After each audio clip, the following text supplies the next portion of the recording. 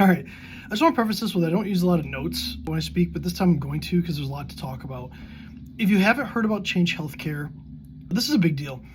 It's a massive healthcare technology company that specifically in this case affects prescriptions. And they got a cyber attack on February 21st from ALPHV or Black Hat, whatever you want to call them. And the impact has been massive. It's actually affected the billing and the care authorization across the country.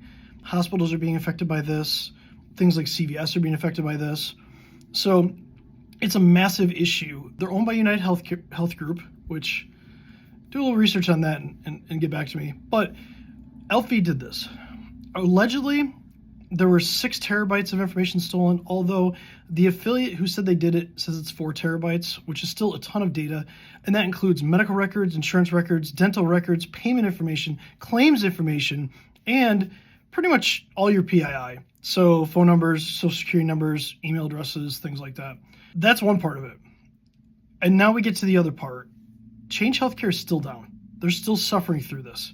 But allegedly, on March 1st, they paid $22 million to ALPHV so that the data wouldn't be leaked and they get the decryption keys.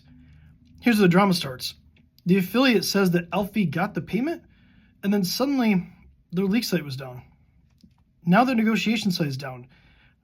As of this morning, March 5th, the FBI and the NCAA has actually seized their dark website. Now again, remember, they seized them back in December and then they stood up new infrastructure. It's been seized again. Apparently, their crypto wallet for Bitcoin has been drained of the $22 million.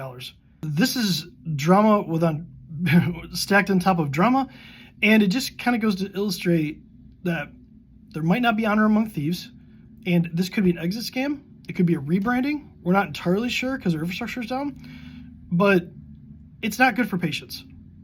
There are people in the government calling for government assistance in this case, but I think I go back to if Change Healthcare is processing 70% of these claims, why are we relying on one company to provide 70% of claims? Like, that's a risk in its own right. Like, we talk about risk inside of business, but we talk about risk to our supply chain, risk to other things. We've had problems in the past with baby formula not being available because basically 2 companies supply most of it in the United States.